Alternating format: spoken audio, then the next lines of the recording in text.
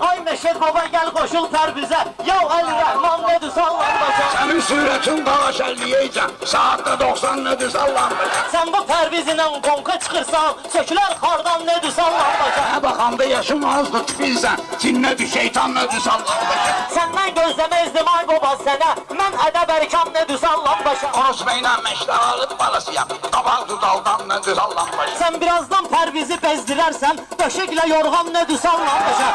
Ərəmsən.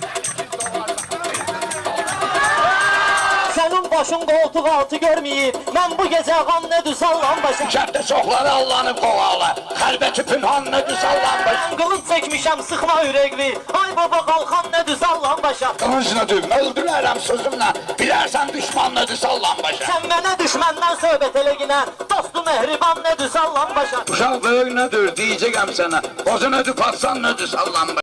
Sözümə diqqət elə, kimdir gör eşqin təməli. Kəbədə gözünü açıb dəhrə gözəllər gözəli.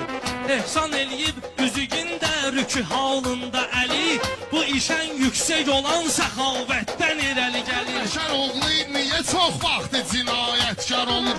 Adəmin oğlu edən cinayətdən irəli gəlir. Ki var pul bıraxır, gedir özünə arvad edir. Görüm təbabətdən irəli gəlir. Mənə maraqlı gələn rüfədin axırda ölmüdür. Üzü dönmüş fələgin bir işgəncəsi zülmüdür.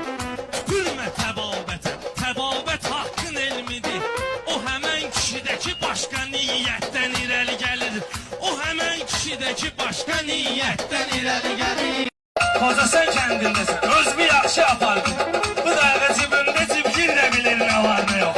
Bu dağı cibimdə cibgir də bilir. Sənə Pərviz çəkim ki, ziyarət zad edib pirləri mındarlamıyor. Sizdə qurban olduğum bir də bilir nə var nə yox. Sizdə qurban olduğum sıxılma cibgir də bilir. Sənə Pərviz çəkimə qurban olduğum sıxılmarıq heç vaxtı. Kendi tapmışsan rayon aktarırsın. Hala o yanda şampiyon aktarırsın. Bizim batalyona ne zarar yok. Bizim batalyona ne zarar yok. Biz işte düğmende dallıdır. Sende olan meyhana muskallıdır. Ragaş bizim saray kriminallıdır. Bu kentte jargonda ne zarar yok. Bu kentte jargonda ne zarar yok.